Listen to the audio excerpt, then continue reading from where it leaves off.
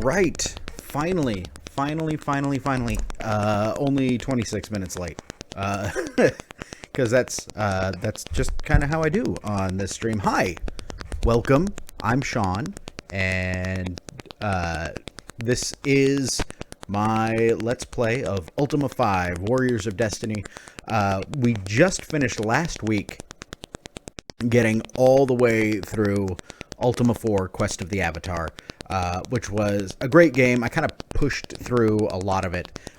This game is probably going to take some extra time, just because of how the game sort of works. It's a lot more complex. Some things are the same, but a lot of the things that made Ultima 4 great have been upgraded and improved upon in Ultima 5. Now, granted, by upgraded and improved upon, I'm talking about from the standards of 1985 to 1988, so the 3 years in between Ultima 4 and Ultima 5 coming out.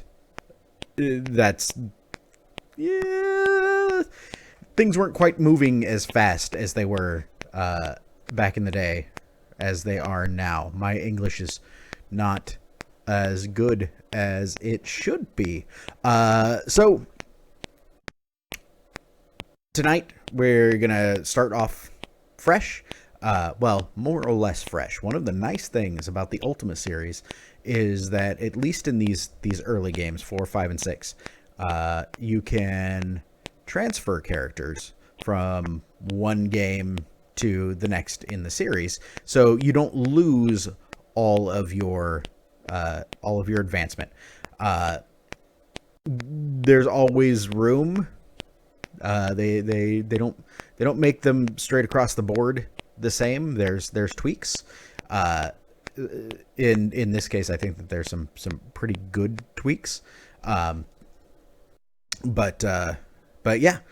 So what I think we're gonna do tonight is we'll get into it, and we'll start going in as far as we can. I don't expect us to get too terribly far in the, I don't know, 2 hours or so, 2 to 3 hours ish that we're gonna play. And by we, I mean me. But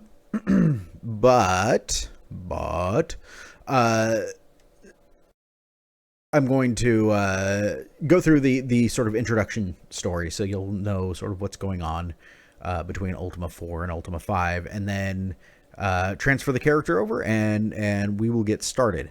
I'm using a walkthrough because, again, I want to get through it reasonably quickly. If I don't, this playthrough is going to take forever, just because of the way the game works mechanically, the limitations of a game developed in 1988. This is the PC version. It's the version that good old games, GOG.com, sells, so that's what I'm using. And I've used a patcher to upgrade some of the things in this. All of them are minor. The graphics are exactly the same. I've used a patch to add better music to it, so when the music starts playing, you'll actually be able to hear, I mean, the greatest MIDI compositions that 1988 had to offer, which aren't terribly bad. And it's nice because those musical themes continue through the rest of the series. Another thing that it does is it replaces the runic alphabet that they put on signs and things in Ultima 5 with regular English. I don't know if it does that through the whole game or just through most of it. We'll see kind of when we get there. It's a cool thing that they did on the original game.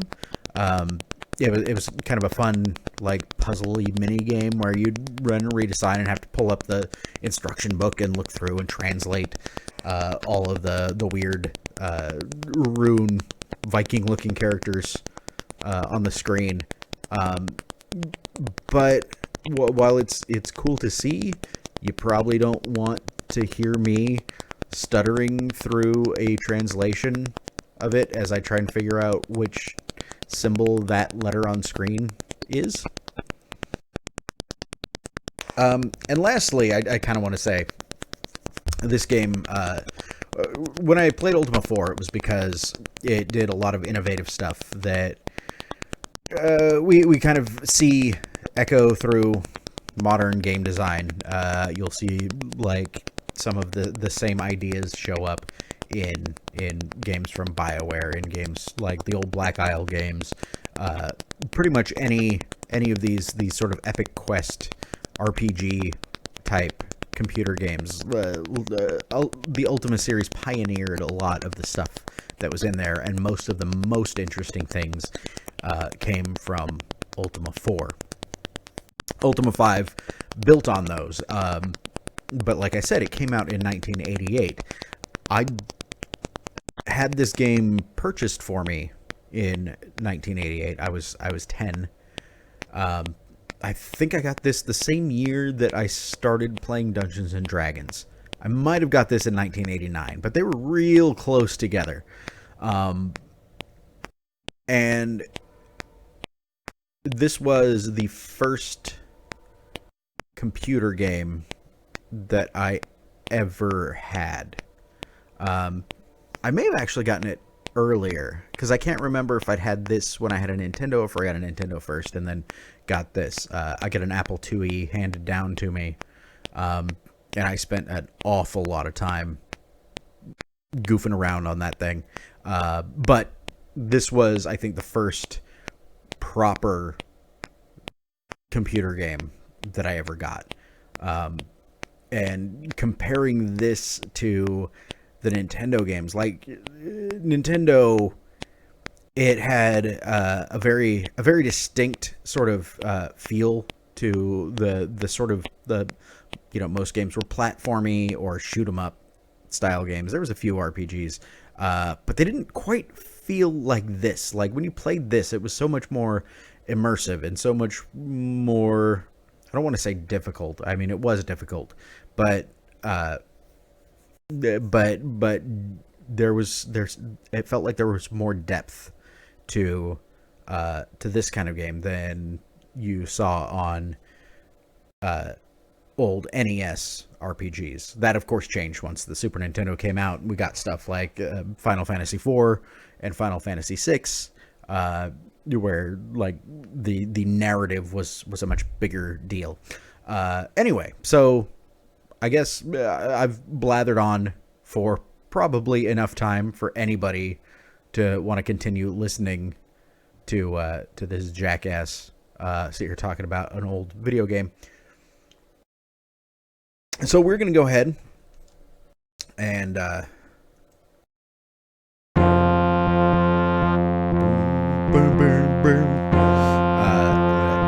this down a little bit.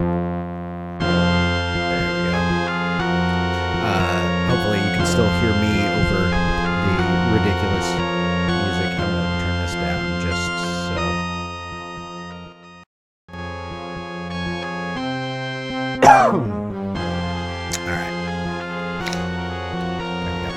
So we have some options here. Of course, this is very familiar to anybody who saw the playthrough of Ultima 4. I'm going to journey onward. That's effectively continue. It's going to pick up your save game. I will say these old games only had one save game. You could not play multiple saves.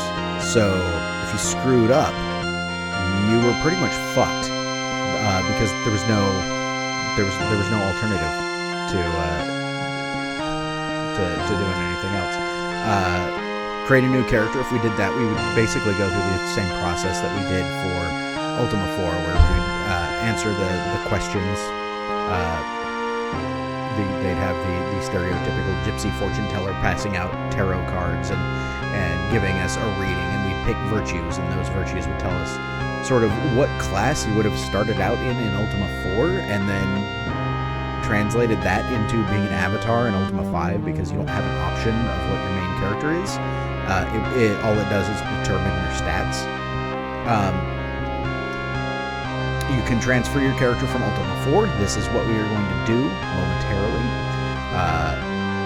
And then we have the Ultima 5 introduction, credits or return to the view, which is this right here, which is kind of the the equivalent of opening cinematics in 1988. So let's go to the introduction. The Summoning. From nowhere, smoky wisps of clouds begin to form in the clear moonlit sky. In a few short moments, the sky is filled with dark, ominous clouds that completely block the moon's pale light. Your bedroom is bathed in quiet darkness as you lie sleeping lightly. Something rouses you, and your eyes open sleepily to be met by soft blue glow, by a soft, I can't talk, blue glow reflecting from the wall. Slowly, you turn your head until you can see the source of the light. You take a quick breath as you see that the light is emanating from a shimmering circle suspended over your bed. As you look at the light, a darkening begins to appear in its center. The darkening gradually materializes into a form you suddenly recognize as the symbol of the Codex of Ultimate Wisdom. The last time you saw such as this was beyond the circle of stones in the nearby woods. That prior occasion marked the quest that forever changed the course of your life. One of the other cool things about Ultima V is they kind of had a thing about putting goodies in the box for you. There was always a really nice cloth printed map of the Ultima world, Britannia. And there was usually a couple of books that were fairly nicely printed. I remember them kind of doing a good job of giving you something that felt kind of like an artifact from the world. And then they would usually throw in just like a random thing. In Ultima IV, they give you, I believe, an Ankh. In Ultima V, they give you this coin, and I had it forever. I had it for so long, and I have no idea where it is now.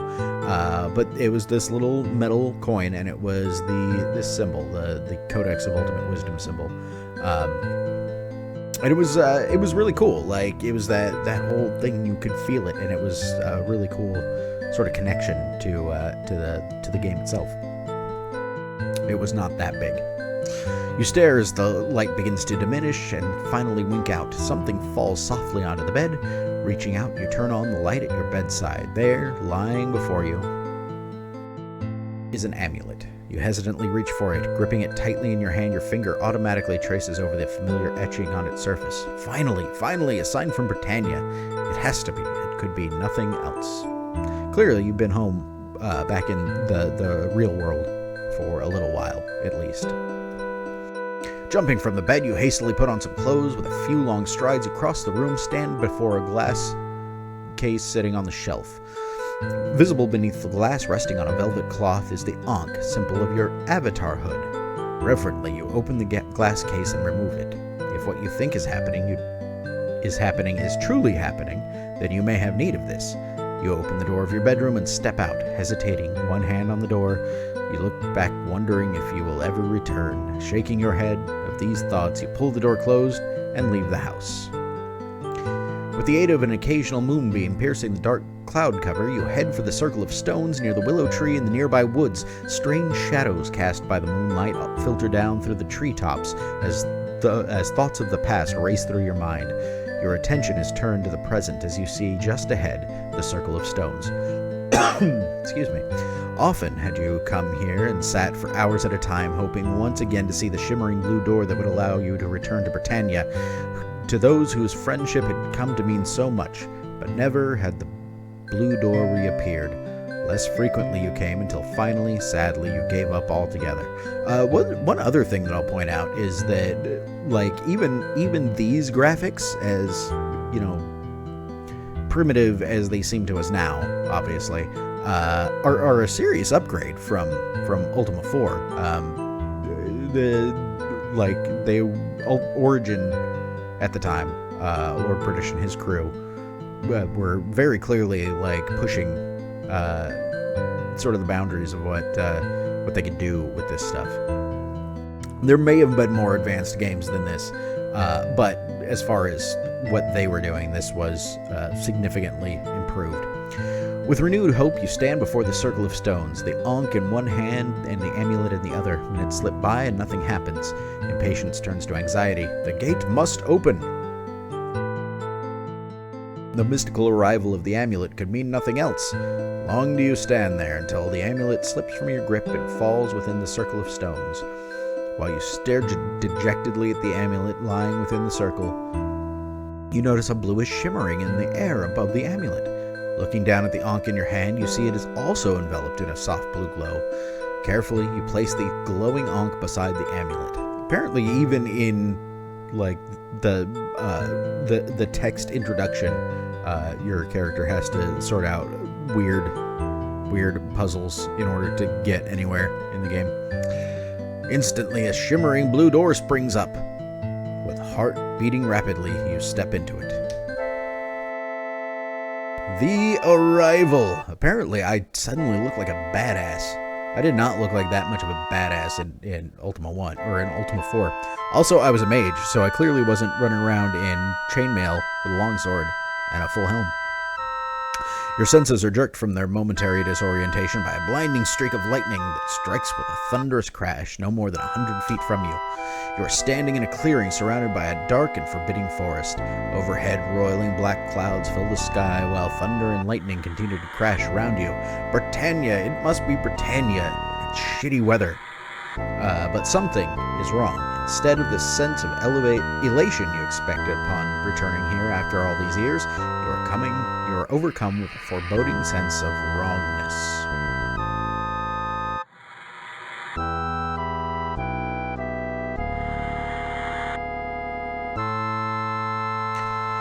My friend!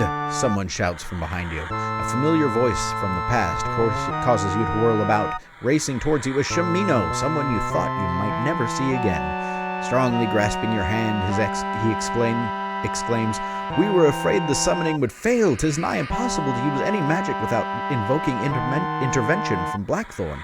Let us not tarry, for the summoning has surely not gone unnoticed." Trusting your friend's judgment, you hold your many questions until a safer time. Hastily, you retrieve the amulet and ankh that lie at your feet, but before you can move, the very darkness about you begins to swirl and change. 3 shapes begin to materialize in the murky gloom. Shadowlords, hisses Shimino through clenched teeth. Quickly, he draws his sword and moves between you and the barely discernible shapes. They're very clearly right here. They look like Voldemort had sex with a Jawa and had triplets. The foremost apparition traces a pattern in the air with a wispy forefinger. An ebony black arrow solidifies before it. It hangs suspended for a moment. Then, with a flick of its hand, the Shadowlord casts the glowing bolt at Shimino. The arrow strikes him full in the chest. Dropping his sword, he sinks to the ground, lines of pain and something worse etched into his face. Oh no, he's been struck down by a Nazgul. The dark forms close in around you. At your feet, Shimino's body convulses in pain, but not a sound escapes his lips. Without warning, the amulet, tightly gripped in your hand, emits a bright blue glow. Upon seeing the amulet, the Shadowlords shrink back. The wispy shadows start to swirl and fade back into the inky darkness from whence they came. Goodbye, creepy Jawa Nazguls. Shimino lies upon the ground, body twisted in agony from the dark arrow protruding from his chest. A normal arrow could not cause such pain. It must be the evil enchantment with which it was created. Realizing it must be removed, you jerk the arrow from Shimino's body and hurl it with all your might. The air about the arrow crackles as it flies into the darkness. Shimino's body relaxes. Inspecting the bloody wound, you notice it already beginning to fester from the foulness with which the bolt was conjured. "We will find aid at Yolo's. It is but a short walk to the east," Shimino mutters with a grim determination.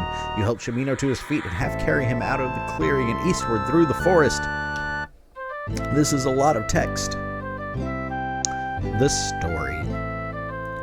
Within a short time, the soothing sounds of a lute being masterfully played can be heard through the forest ahead. Rounding a bend in the path, you see a dim light emanating from a small hut nestled among the trees. Approaching the hut, you loosen an arm from around Shimino and knock on the heavy wooden door. The lute playing stops abruptly to be replaced by the muffled clinking of metal. "Who goes there?" demands a familiar voice from within. Leaning wearily against you, Shimino mutters, "Open the door, thou son of a goat, before I donate all my blood to decorate thy doorstep." We did a lot of blood donation in the last game. The door jerks open to reveal the familiar form of Yolo, standing framed within the doorway.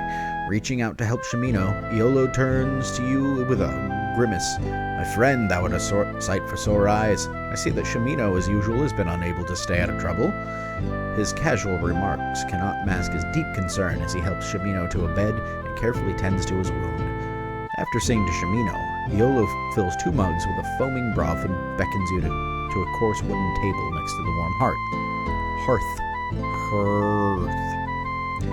'Tis good to see thee after these many long years, my friend. It seems thy summoning didst not go unnoticed. That's not awkward or anything. From the looks of Shimino's wound, I'd say thou dost know of the Shadowlords. God, what is wrong with my mouth tonight? Don't answer that question. You recount to Yolo the events of your arrival. Your patience giving out, a flood of questions erupts from you. Slowly, my friend, Yolo smiles.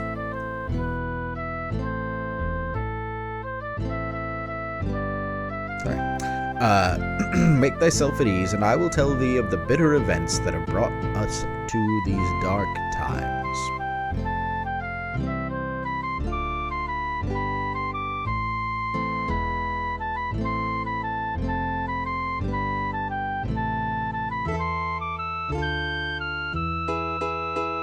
Sorry, I have to sort out some...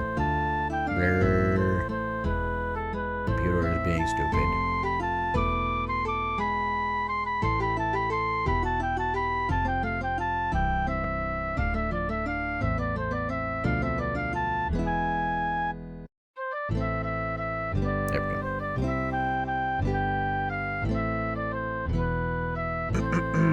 There we go. Alright. Not long after thy departure, Lord British and the most prominent wizards of Britannia gathered at his castle and called a meeting of the Great Council. Among the acts of the council was the sealing of the dungeons that lie beneath Britannia in hopes of entombing the foul denizens that dwell within. Some creatures still manage to escape, but their eyes are unaccustomed to light. They rarely roam the countryside by day, but wary must the traveler be by night. Another act of the Great Council, and by far the most difficult, was to raise the Codex from the depths of the abyss. The influx of the combined magical power of the Great Council disrupted the very bowels of Britannia. Where once was the abyss, now stands an immense mountain, created from the molten lava that spewed forth. Unbeknownst to the Council, our new and glorious mountain left an enormous void over which all of Britannia rests. Some speculate that the dungeons may reach into this underground void at their deepest levels. It is believed that the underworld has become a vast breeding ground for creatures who have grown into horrors far worse than their original forms. Oh, that sounds great. A band of adventurers chanced upon a tunnel beneath the river that flows through Spiritwood, where one of these caverns collapsed, opening a passage to the underworld. They return, weary and bewildered, with tales of creatures that mount the dark air and others that shake the ground. Lord British was intrigued by these tales and gathered an entourage of stalwart fighters to accompany him into the underworld, like a good king should, diving down into tunnels underneath your kingdom. But his party was overwhelmed by the tremendous number and power of these creatures, though they fought valiantly. Panic erupted throughout Britannia when the sole survivor of the expedition returned with a small parchment upon which was recorded the dread tale of their journey. Yolo pauses momentarily as he reflects upon these dark thoughts. Blackthorn, a trusted but ambitious subject, took over the ruling of Britannia to calm the ensuing chaos. This we accepted until the Shadowlords appeared. They corrupted Blackthorn in some manner unbeknownst to us, and Blackthorn's reign is now one of oppression and tyranny. Through him, the meaning of the virtues have been corrupted to serve the self-righteous. Shimino, myself, and others thou hast known have been declared outlaws by Blackthorn's regime and must skulk about as common criminals. We keep distance between ourselves so that we canst not be rounded up in one fell swoop. But this cannot go on forever. Blackthorn and those hellish Shadowlords are bleeding Britannia. Rule must be restored to Lord British if he still lives. And if not... The gravity of the matter compelled us to risk a meeting. We arrived at the only possible answer, attempt to summon thee, my friend, to aid us in our quest to discover the fate of Lord British. The risk was great, for no use of a strong magical power goes unnoticed by the Shadowlords, but we felt there was no other choice. Shaking off the gloom of his tail, a jovial glint returns to Iolo's eye. He nods in Shimino's direction and says, "But since thou art here, my friend, and hath naught else to do, I'm sure, what say we nursemaid this poor excuse for an adventurer back to some semblance of health, then embark upon our quest? If life still breathes within Lord British, we shall restore him as rightful ruler of Britannia." And there we go. That's the story. It's been 20 years in Britannia since Ultima IV. So apparently people live for a good long-ass time. We could go ahead and create a new character to play through this, but I think we're gonna do a transfer. So there's a patch that I've already used, which sort of tricks the game into thinking that there's an A drive, so that you can actually transfer the character over from Ultima 4. I'm gonna say it's an A. And we found Sean. There we go. I named my avatar after myself. A level 8 male. Apparently male is a class. Just kidding. Sean is an avatar. So this gives us my old stats from Ultima 4. Strength 50, which was the max. Dexterity 43, which was just shy of max, but who cares. Intelligence 50 out of 50, because my old character was a mage. And of course I had completed the game successfully, so I am a full avatar. So now we see that this gives you the stuff that you had in Ultima 4, and it's going to ask or at least kind of keep track of the things that change between the two. So it's going to ask me, do I want to keep this name? Yes, I do. Sure. I also want to be male. Class, I don't have a choice. Thou art now an avatar. That's what the previous game was all about, so I guess I'm stuck with that. I guess it's not really being stuck with it, but there we go. So I'm an avatar.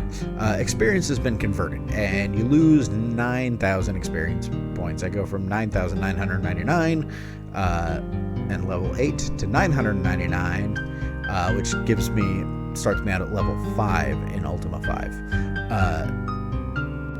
Which isn't something that I'm going to complain about. I don't have to try and push through from level 1 all the way up to level 8. And much like the previous game, you do have to be level 8 to get to beat this game.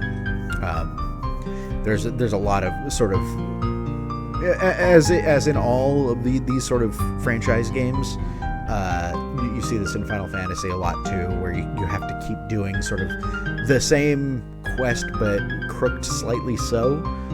Ultima does that as well. Anyway, so it converts me from level 8 down to level 5. And Ultima 5 uses a different stat scale. I was maxed out 50 out of 50. It's going to drop me to 25 out of 30 because I'm not level 8. It drops me from 43 out of 50 to 23 out of 30. 50 out of 50 to 25 out of 30. So I think in some ways like this was done just to make sure that you had someplace to go. You're preventing the player from making it too easy on themselves by skipping the entirety of one entire section, like part of the game's progression, which is understandable. I'm not going to complain. Besides, it's been 20 years since I've been to Britannia. So now my character has of course been transferred over. That's effectively starting me a new game. I've loaded this up a couple of times just to kind of refamiliarize myself with how some of it works. I'll probably have forgotten all of that by the time that we actually get started.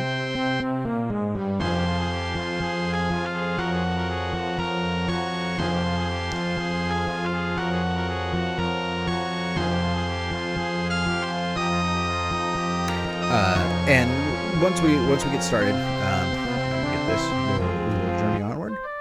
Okay, so we start here, right where we left off.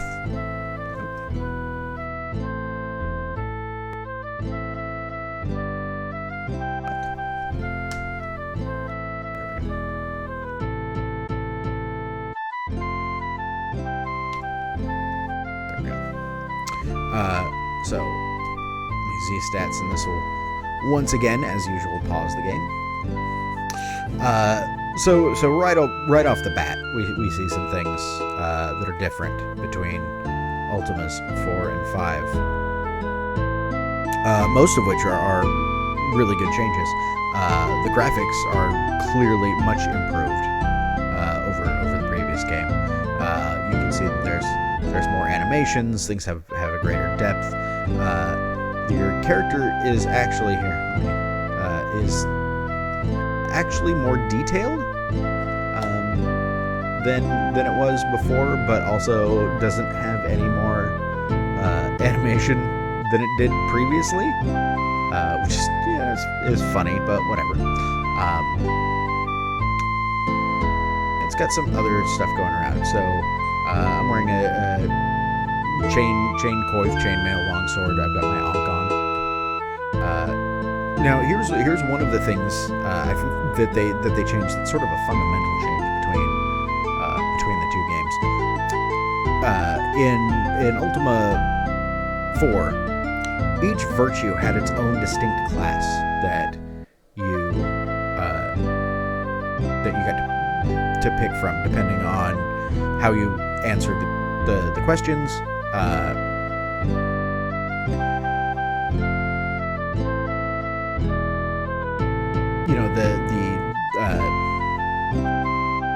Your stats would be different.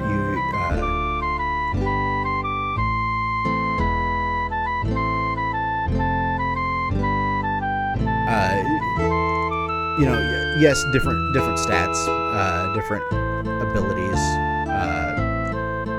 Everything was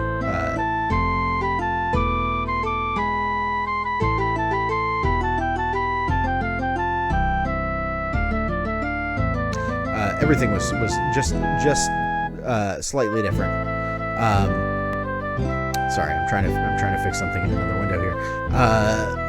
Now what they've done is they've taken all of the different classes and combined them, condensed them down. There are only 3 classes in the game now. There's fighters, mages, and bards, and that pretty much takes care of everything.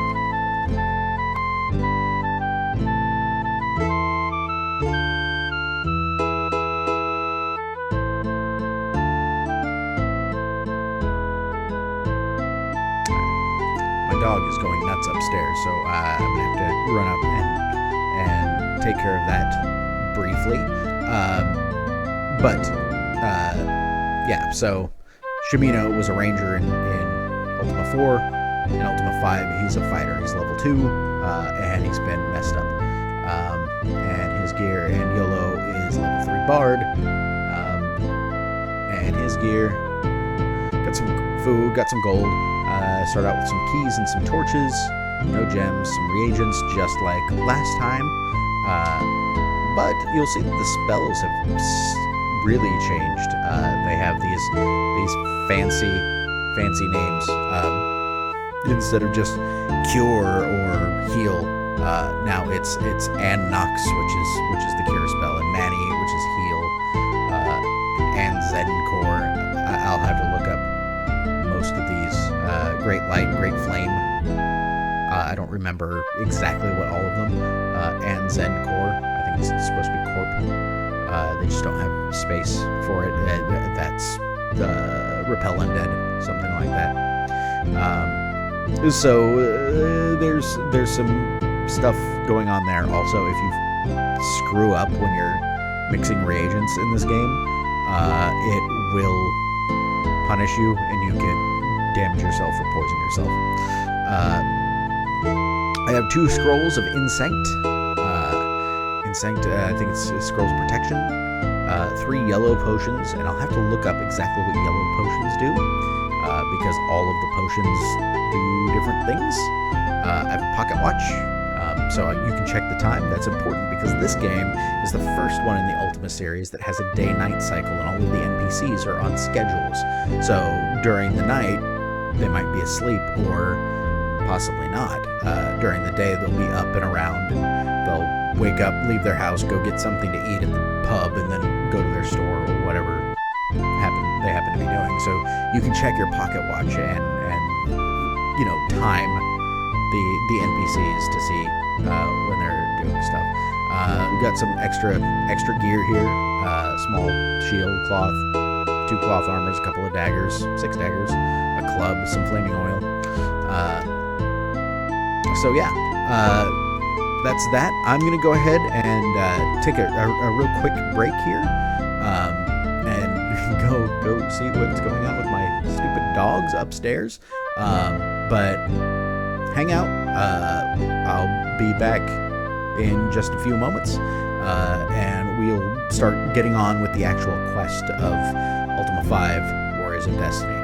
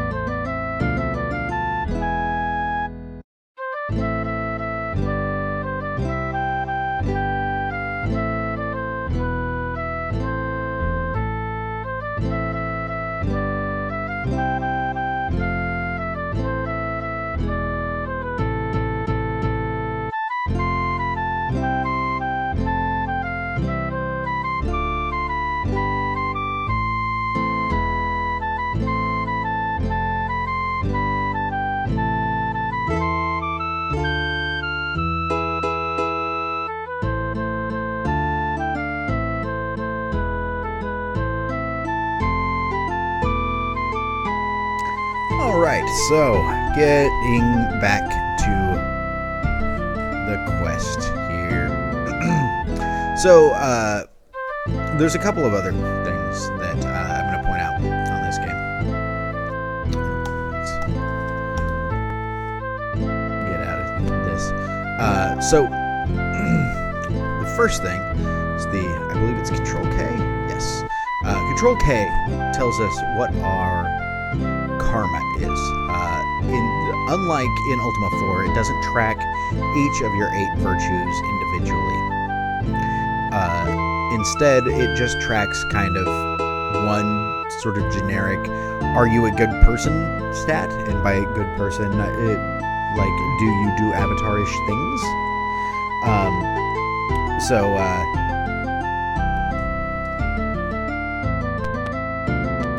You can check and see if certain actions will take will harm you in that sense or not. For example, my karma is currently 75. I can borrow a torch and check my karma, and we're good.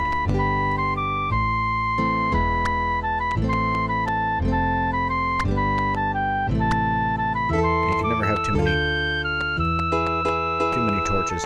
There's some fun stuff that they have added to the game too. For example, you can push items around. Push chairs.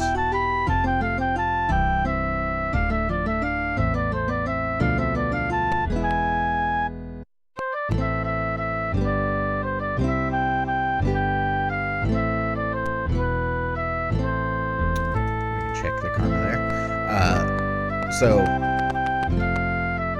that's one thing you can do. On the other hand, we can look. I have 63 food, and food's pretty important because, as we found out in Ultima IV, if you lose all of your food, you can starve. And each round that you go while you're starving, everybody loses a hit point until everybody dies. And dying is made of suck. So I've got this. I can look. One thing, another advance that they've done is they've added directional commands. I see bountiful crops. I can get a crop. I picked a crop and my food went up, but that cost me karma. I just stole food. That's not very Avatar-like, so that's not something that we'll continue to do in this game. I don't think we have to be quite as cognizant of it in this game as we did in the last one. We can also climb over things that, unlike in the first game.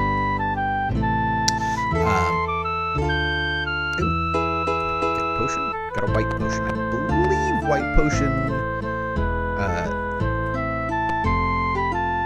we go.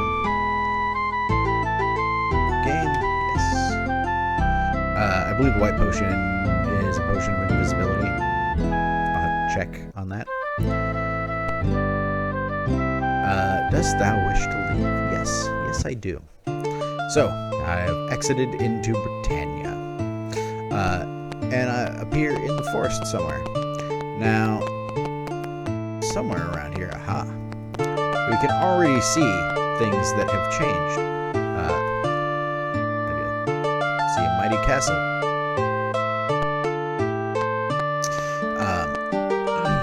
Stats in there. My dog's still going nuts upstairs, and I'm gonna have to check on her again, which is dumb. But you can see that we've got roads now. So moving from one location to another, at least from major cities to major cities, has gotten much easier in this game.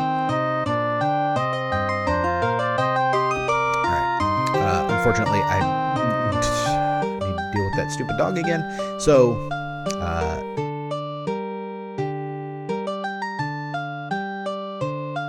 I'm gonna switch over to the other screen again while I deal with the dog.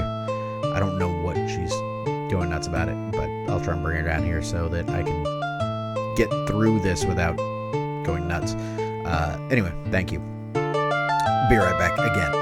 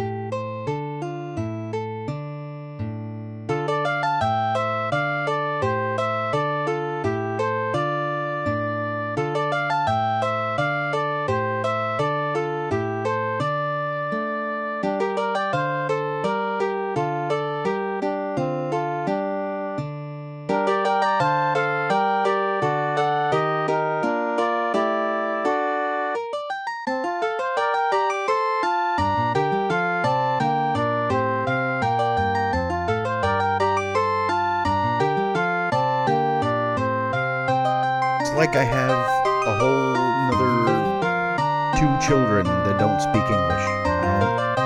I don't know what's going on with them. Anyway, where were we? Yes, we were here at Empath Abbey. I believe this is Empath Abbey. So there's some stuff that we want to do first in this game. Number one, there's tools that we need to complete the game. One of which is a grapple. In Ultima V, somebody has developed an item that will let you climb up over mountains, which is possibly the greatest thing ever, because mountains were kind of a pain in the ass in Ultima IV. The second thing that we definitely need to do is we need to start gathering companions pretty quickly. In Ultima IV, you were best served by not collecting your companions right off the bat. You would go and basically just level up your main guy, your avatar character, to level 8 before you went and started collecting companions, because once you did that, once your party got large, then the monsters' parties also got large.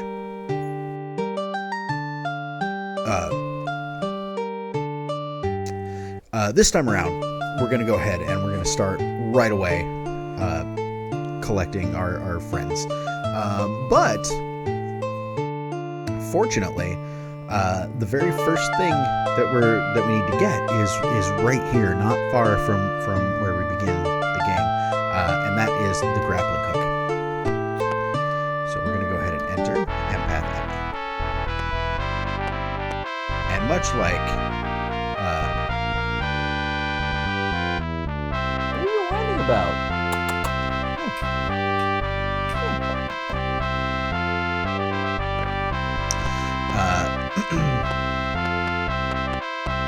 Much like the rest of the game, everything looks much better. We'll go ahead and talk to people just to kind of get back into the swing of playing Ultima. We skipped a lot of this in Ultima 4. We'll probably do it a lot more in this game, just because you kind of need to. You see a cheerful man. I am called Hardluck. Your job? This has not changed. I'm the Abbey Jester. I juggle and sing fine songs. Sing. Blackthorn once was a final man. Upon fine principles he would stand. But then came the Shadowlords, full of evil. Blackthorn's soul they came to steal. All at once the tyranny began, all because of fate's dark hand. Like it? I do. Thou may have noticed that it points out that Blackthorn himself is not responsible for the evils he imposes. Rather, he is trapped, as we are, under the control of the truly evil Shadowlords, only more so. It's like you just gave me the plot of the entire game. Pity.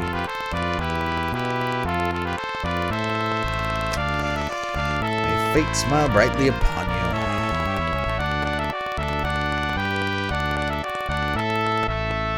So back in the day, this castle was where we found the mystic armor, I believe. Here we have a whole bunch of places.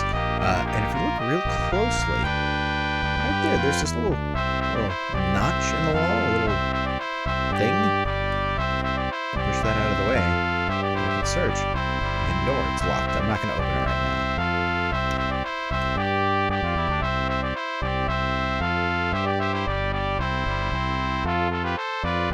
I don't know why my dog is whining at me so much. Come here. Come with me.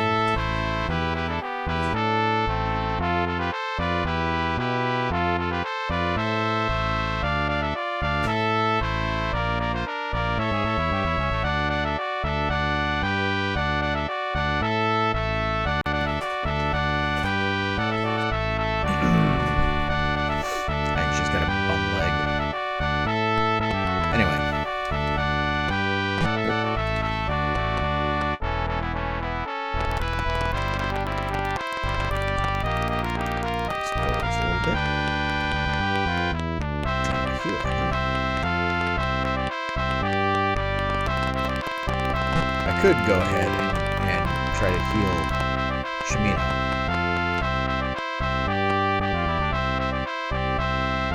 You see a pretty young girl. I'm called Corey. Job. I'm the cook for this castle. Cook?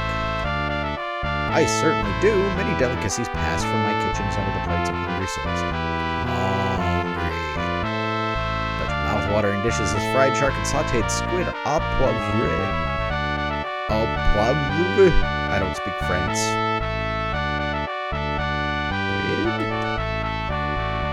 Yes, I would. Eat this. Put the morsel in your mouth. Such food as this you've never tasted.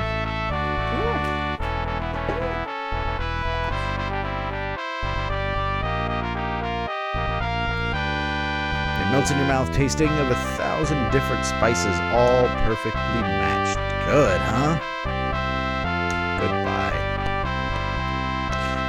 Now I could go through and steal the food off of these plates, but everything that I do affects my karma.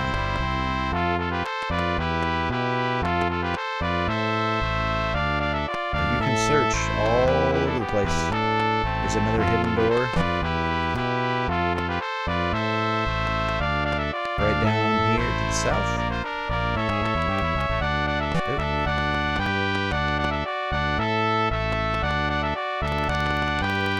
Looks like I need to climb. Aha. You see a tall, caring man. I am called Lord Michael. What's your job? Lord of this castle. Here in Empath Abbey, we protect the principle of love from the evils that would corrupt it.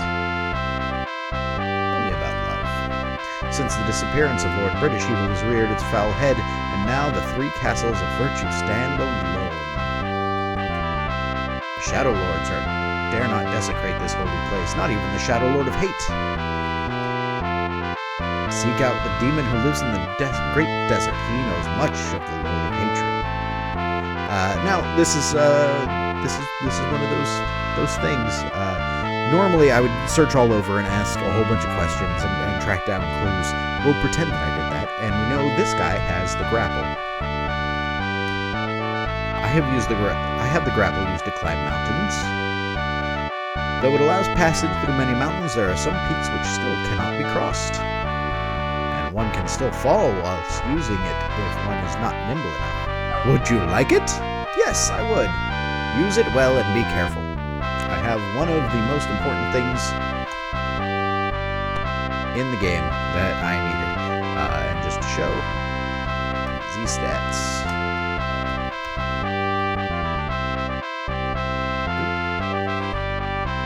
Here we go. Equipment. 62 food, 150 gold, 2 keys, 4 torches, and the grapple. I think she's just upset that I'm talking.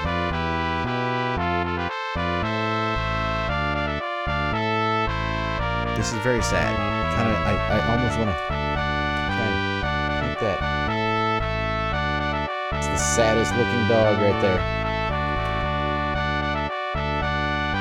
She's so pathetic and sad.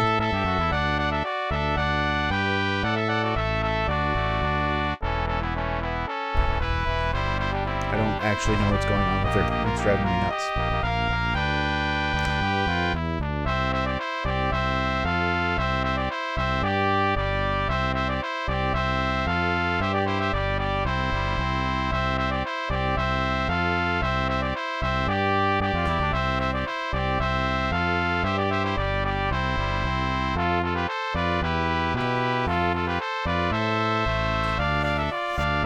She just wants to be loved on.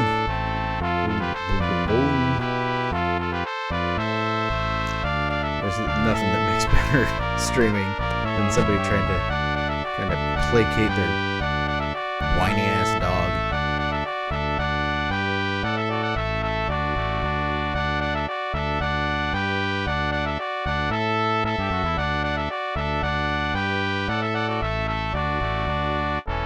Poor thing's just having a hard time tonight.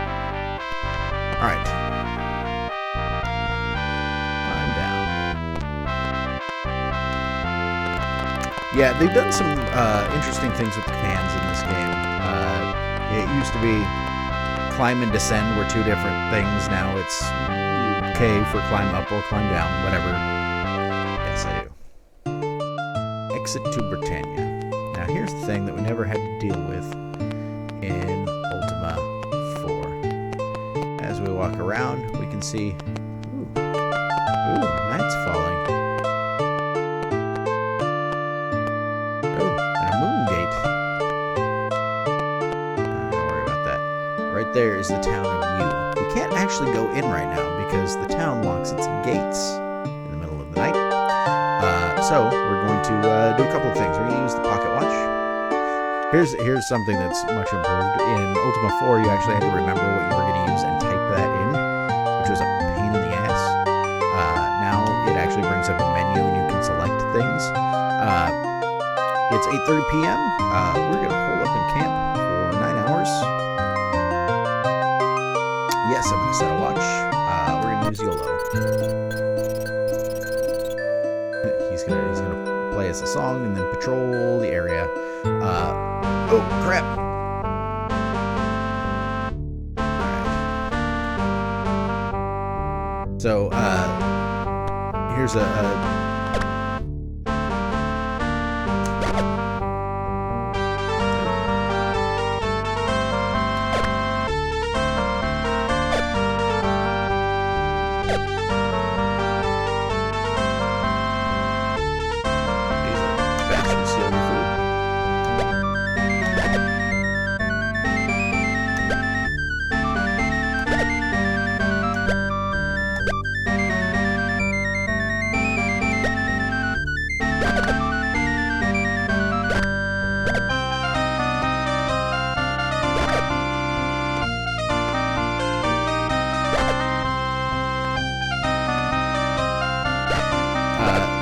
So, an improvement over the combat system of the previous game is that you can actually attack on diagonals now.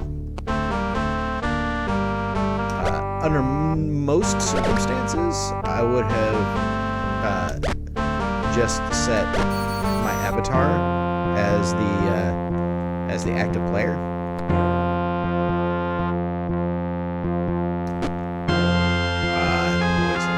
Found some food, some torches. A ring of keys, a sack of gold, and a couple of weapons.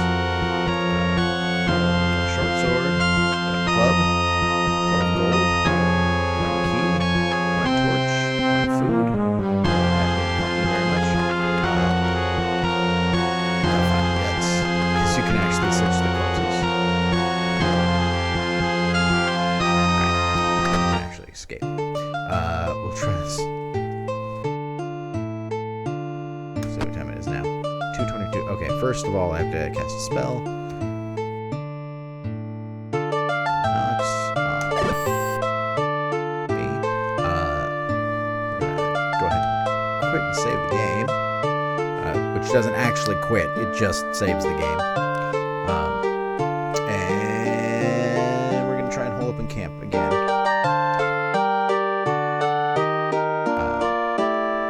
Yes, I'll set a watch.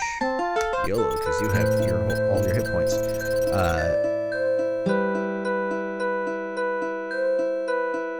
This is apparently this resting game.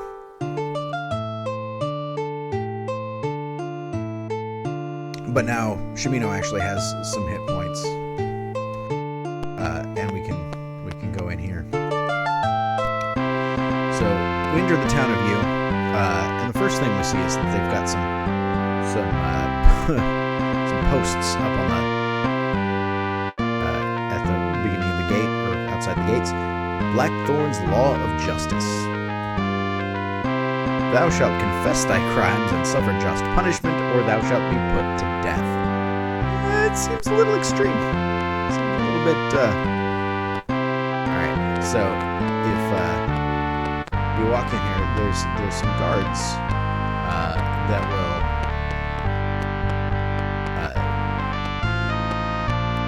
I think, if I remember right, they'll demand that you pay a bribe.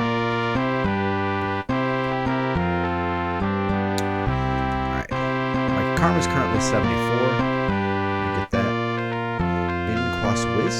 I think that's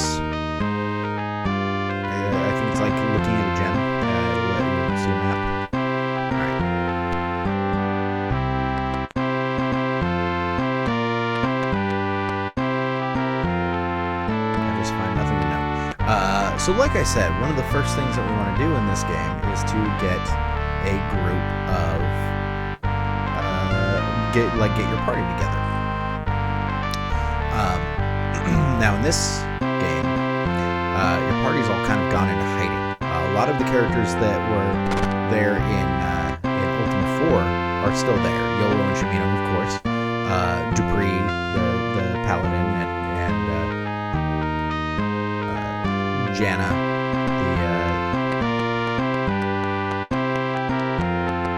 the druid, which I believe is who I'm looking for now. Back torch. I can actually see.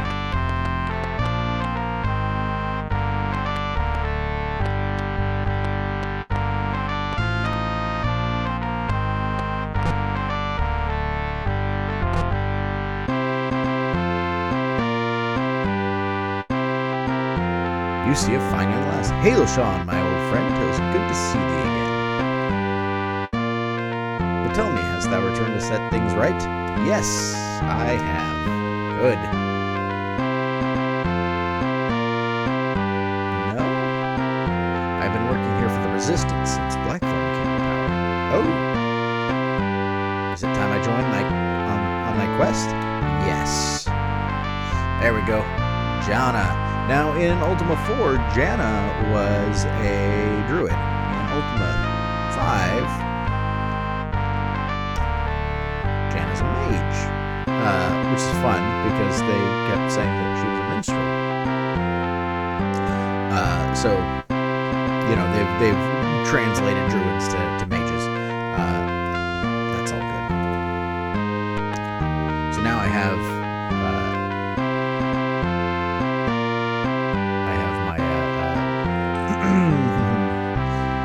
my first party member that I don't start with them.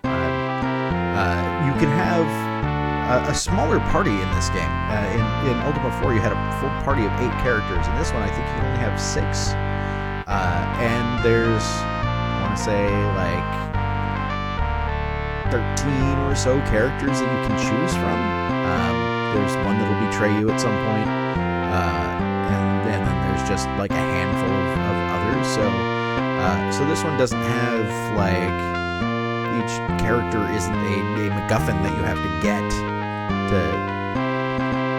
be ready to go. This is actually, you have to pick and choose.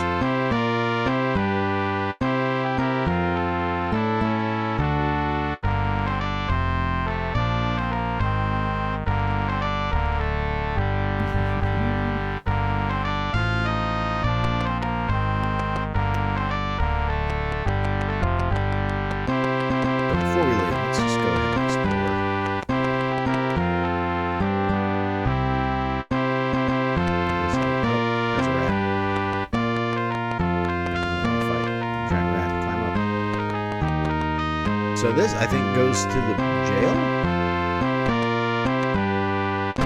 Oh. Go down a trapdoor. That sucks.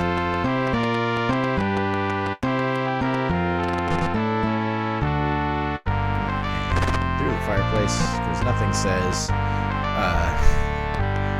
says secure, like,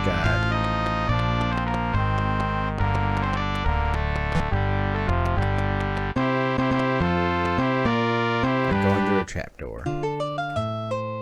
Yes, I do want to save my game. Z stats, pause it.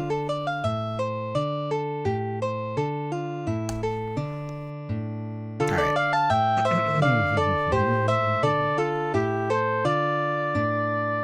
Now, if I'd gone in and searched around enough, I eventually would have found a place that had a silver sword.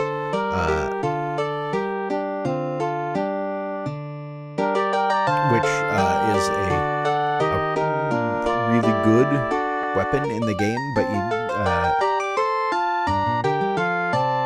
I don't know if I can use it. I probably can. Maybe I'll go back in there.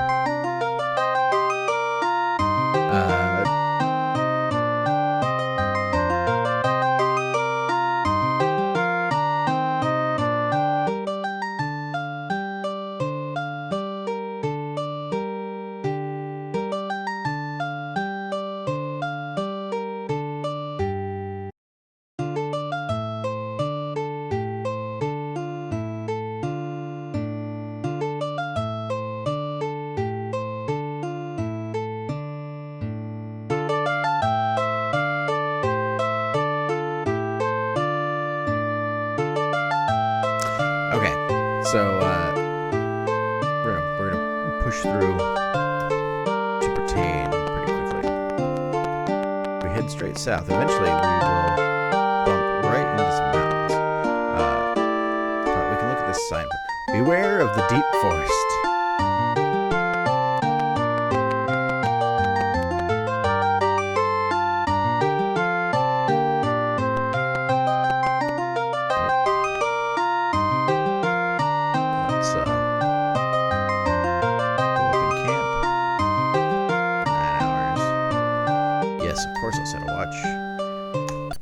He's got most of his hit points.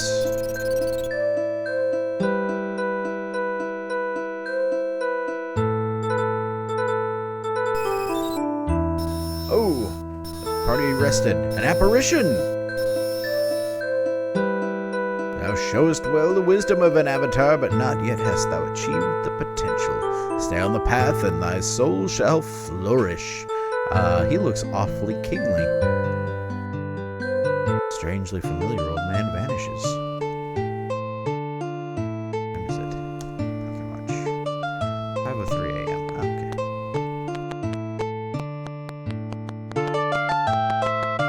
As long as we kind of keep heading south this way, we'll run right back. Now,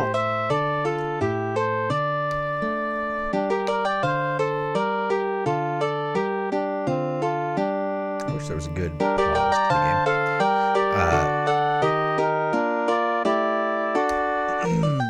So one of the other fun things about Ultima 5 as compared to Ultima 4 is that in addition to the roads having been built, obviously the world has gotten slightly bigger.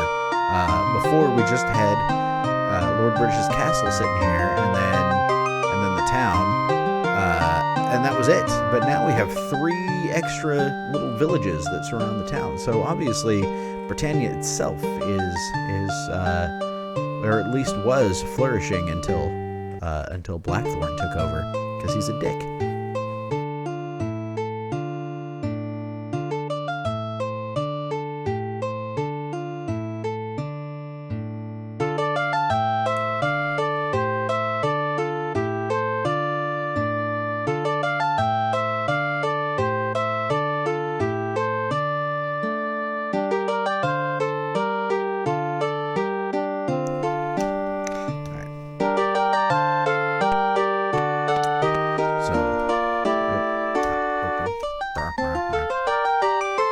There's no cancel either for commands, I don't think. Open, escape, nope. You just have to pick a direction, and it'll say, nope. Enter. Town of Britannia. Blackthorn's law of compassion. Thou shalt help those in need, or thou shalt suffer the same need. Oh, that's great? Question mark?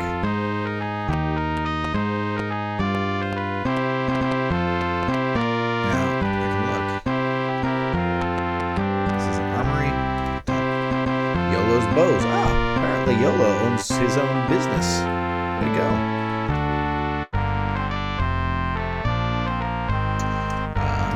Nothing. You know what? I could actually sell some stuff. Got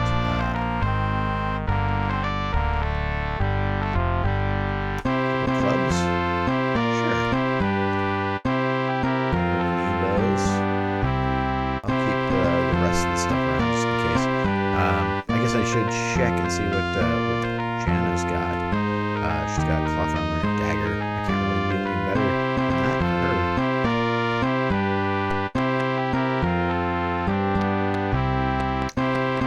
There's somebody there. You see a charming woman. Hello, friends. 'Tis good to see thee all. Name, well, job. I repair bows and crossbows. Bows. YOLO makes them, I repair them. YOLO. Strange, is it not, that even though YOLO is an outlaw, we still manage to keep his bows in stock? Nudge, nudge.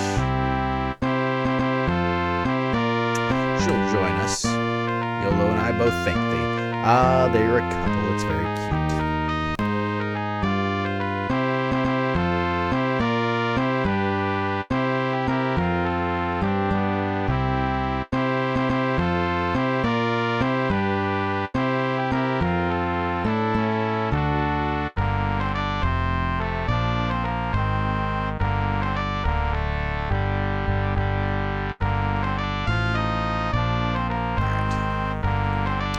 So, let's do a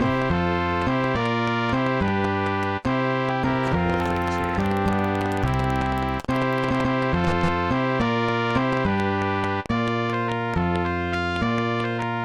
Welcome, friend. Thou must have heard of our famed hospitality here at the Wayfarer Inn. I am Donya, the innkeeper here. Is there anything I can do for thee?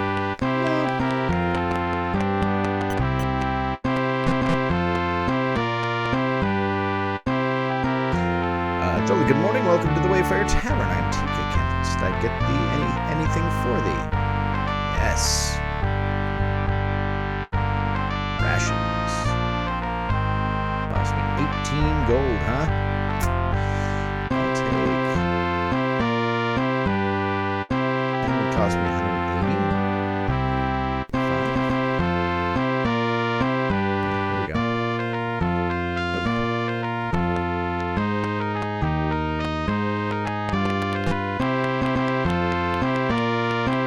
See a young boy called Eb. What's thy name? Jawa. I'm a busboy. I clean tables. Want some dirty dishes? Dishes? Want some of the dirty tables? Our customers are messy. Alright. Some of these conversations are awfully circular. So right now, obviously, we're not really running into it. But occasionally, so I want to save the game. So occasionally, when the moon is in the right place, or no, it's not the moon. There's a way to check and see. There's some comets in the sky, and they'll pass by. Certain stars, I think, and each of those stars represents a one of the towns, and those will tell you when the Shadowlord is showing up. So sometimes you'll randomly walk into a town, and it'll give you this like nice little warning bit at the very beginning, and say like an air of hatred or an air of cowardice or an air of deceit, I think, is the three, because it's the opposite of truthful and courage. And there will be just one of the Shadowlords will be hanging out in town, and he'll be like, "Well, fuck that."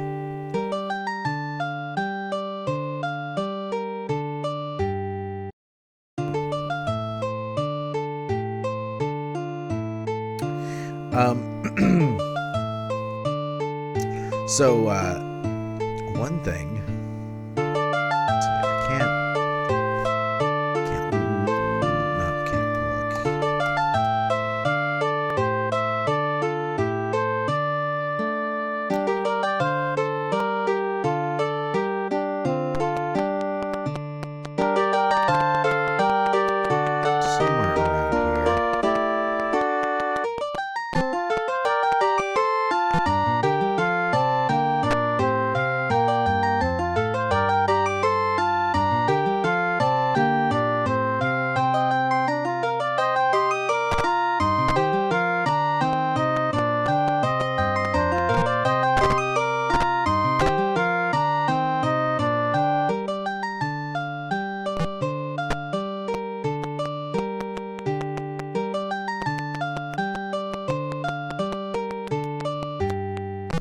Glass sword.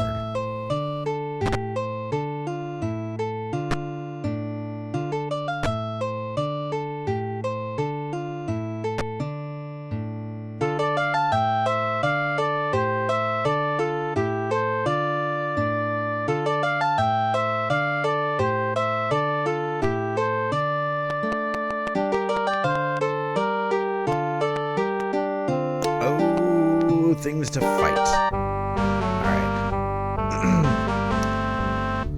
So here's one of the things.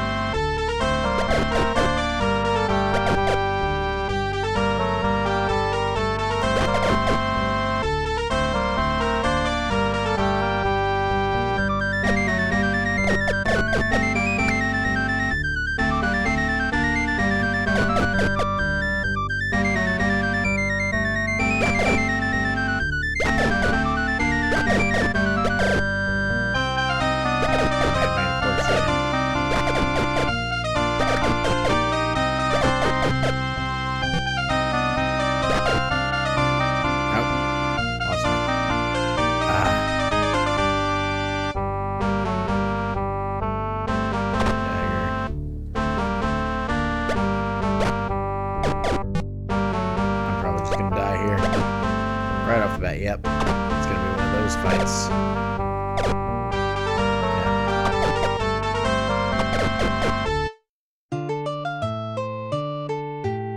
Yeah. So let's we're gonna shut this down and we're gonna restart it because that's kind of our option here. Always my favorite.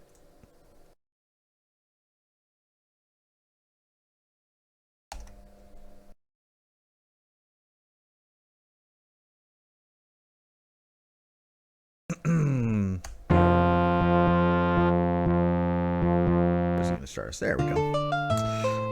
So one of the downsides, of course, of trying to level up guys is, I mean, the obvious thing to do is to set an active player and just let them sort of go to town, as it were. But if your enemies are a little on the powerful side, you kind of get hosed doing that. What time is it now? It's 10:50. We've got some extra time. So we're gonna try something a little bit different here. Save the game. One of the most effective ways of earning both experience and gold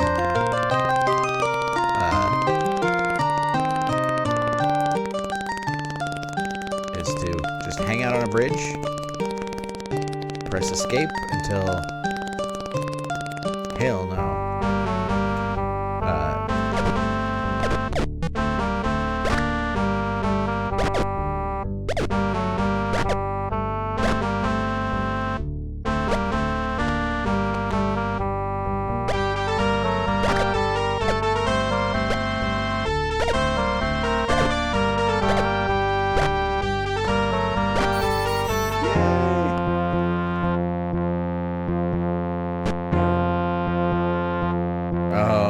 Find the trap, but I certainly got poisoned by it.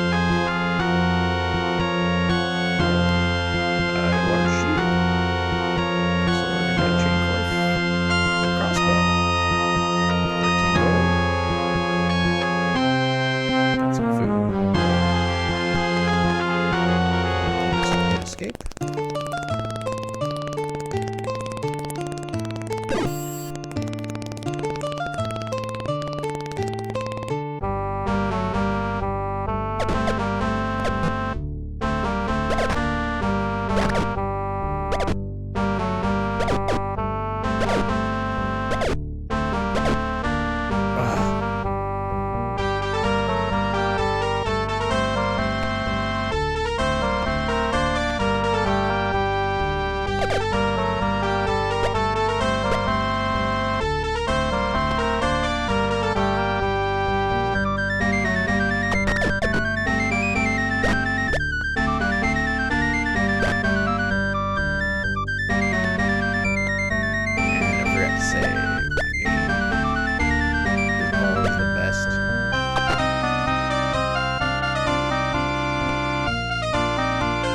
At least I can step over my fallen comrades in this game, which I couldn't do.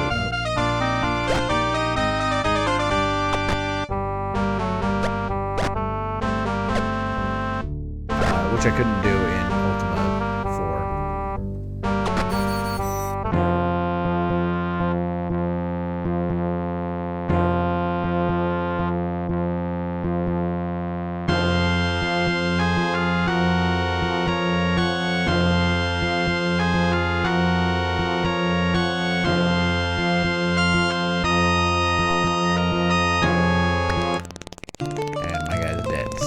To start this over yet again. Always my favorite.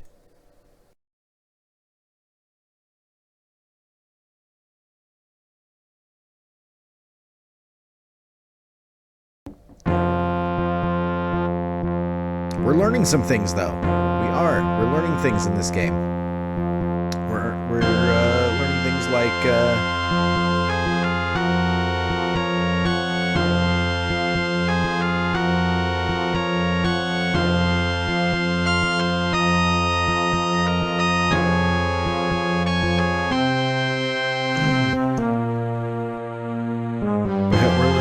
like, remember to save your freaking game. Jackal. There we go. Let's not make the same mistake a third time. That spy trolls under the bridge. Everybody tries to sneak across. No, I don't pay.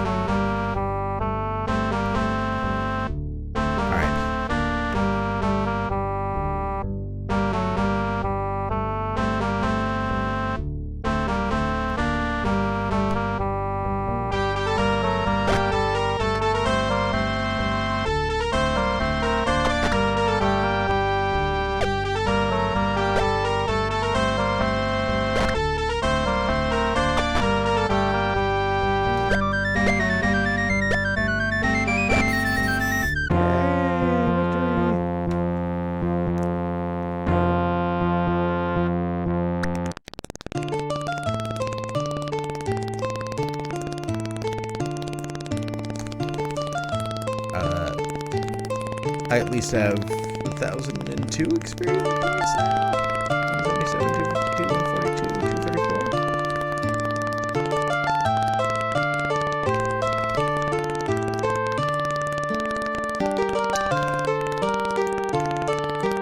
Let's save it again.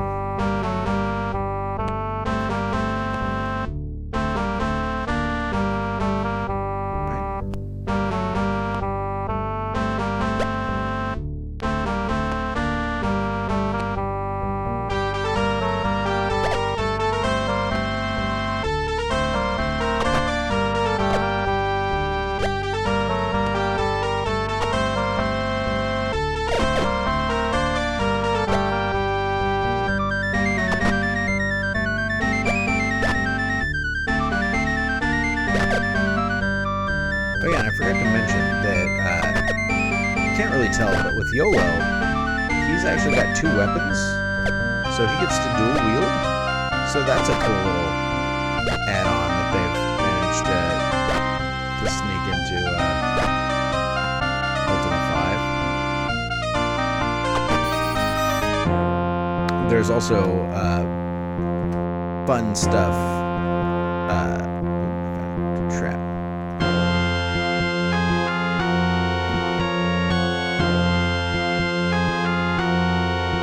You can make the trap. So I got some stuff. I got a weapon. Nice. Main gouch. Up. 7 gold. Key. A gem. Torch. 2 food. Of course you can search. Got some food. Yes, I do want to save the game.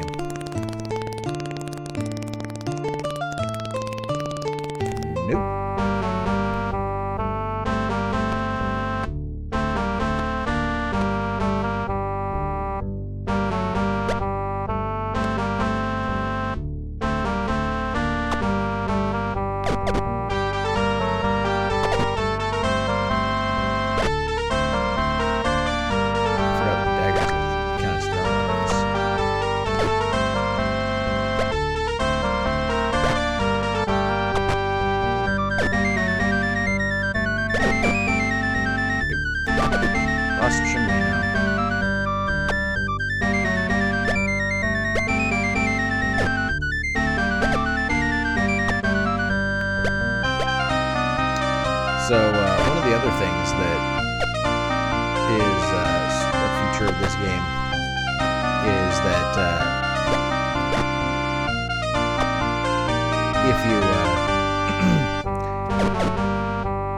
if you're using a ranged weapon and a monster sort of gets up in your grill, you become significantly less effective than before. It'll interfere with your attacks. You won't be able to actually hit anything.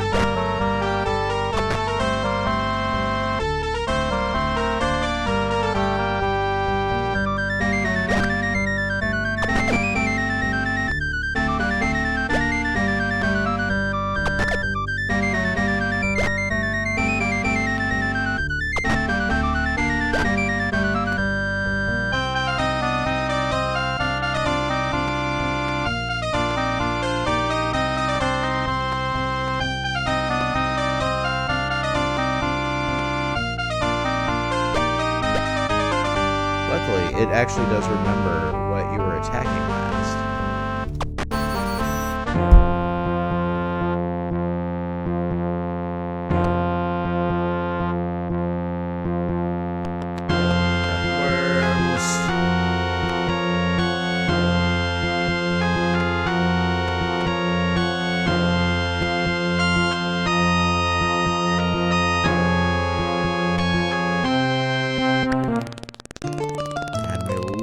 YOLO, which means I'm going to have to stop and start again. Speaking of stopping and starting, I think I'm going to cut out for the evening. These early parts of the games are always a little frustrating for doing the Let's Play, because it's a lot of repetition and a lot of doing all that sort of grindy stuff that just isn't a whole lot of fun to watch. Not that everything that happens in this game is going to be fun to watch in general, but especially doing things like fighting trolls on a bridge over and over and over until you get some experience points. I think I'm going to cut out and maybe do a little bit of grunt work, sort of like I did in Ultima IV, if I can. See if I can bump my characters up to a decent level. Get some of the basic items. I'm also kind of tired. So anyway, yeah, this was part 1 of Ultima V, Quest of the Avatar. I apologize that that my dogs manage to interrupt so often. It happens, but that doesn't make it not a pain in the butt. For those of you who watched or are going to watch this later, thank you guys very much for joining me. I hope you come back next week. If this isn't your thing here, tomorrow night, Tuesday nights, we play our Burning Wheel in Planescape setting. That's a tabletop role-playing game, Burning Wheel by Luke Crane. We use the Roll20 system, although you don't really see the Roll20 interface while we play. I kind of use XSplit to sort of give a better view of what's going on. There's not really a whole lot of mini movement either. If we were playing something like D&D 5, I would happily show maps and all of that good stuff. But on Burning Wheel, it's better off if you can just see our smiling little faces and our dice rolls. And Thursday nights, I'm